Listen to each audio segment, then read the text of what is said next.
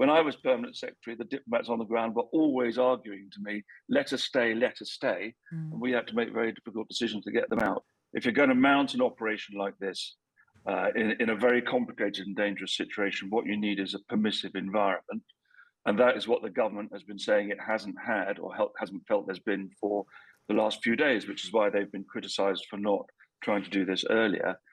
So now there is a ceasefire, that's good. But meanwhile, they have been trying to get information from people and track people. That's what they've been, despite all the difficulties you rightly describe.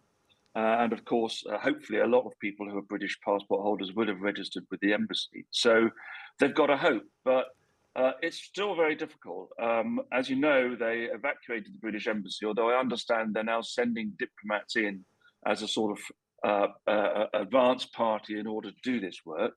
But they've got to convene people, not only get in touch with them, but physically get them together in one place in order to be able to evacuate them. And as you're absolutely right, it's a hugely complicated task, but it's much better news this morning than it was yesterday or the day before. First of all, they may not all want to leave. I know there are one or two people I've heard about, doctors and others, who actually said they want to stay, and dual nationals in particular may have conflicting wishes. So let's see. But even say it's half that number or 3,000, if you think about how many people you can put, presumably they're going to be using military aircraft.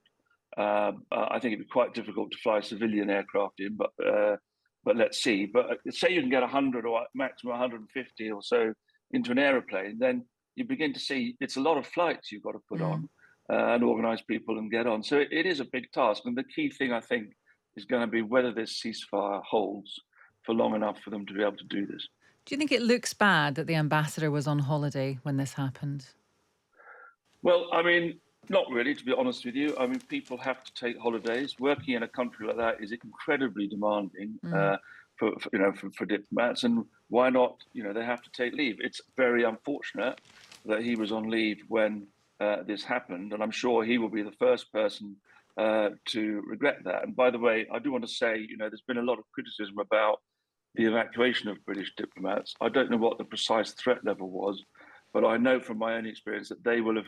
When I was permanent secretary, the diplomats on the ground were always arguing to me, let us stay, let us stay. And we had to make very difficult decisions to get them out. So I wouldn't blame them. I hope that he's able to go back as part of the operation now, along with his staff and others, to get it done.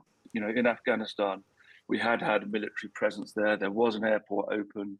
And we've been able to anticipate that this crisis might happen. So I think mistakes were made there.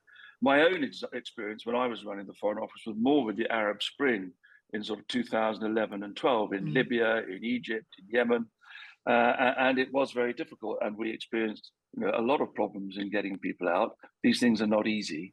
So, each case is different and you have to deal with the circumstances. Just finally on this subject, we spoke to Tobias Elwood, who kind of hinted that there might be a connection between bad things happening in countries where DFID funding has been cut. Do you think there's any link? Well, I don't think that's a direct link in the sense that DFID funding isn't going to be the difference probably between conflict and non-conflict in Sudan in the situation you've got there with these two rival military factions.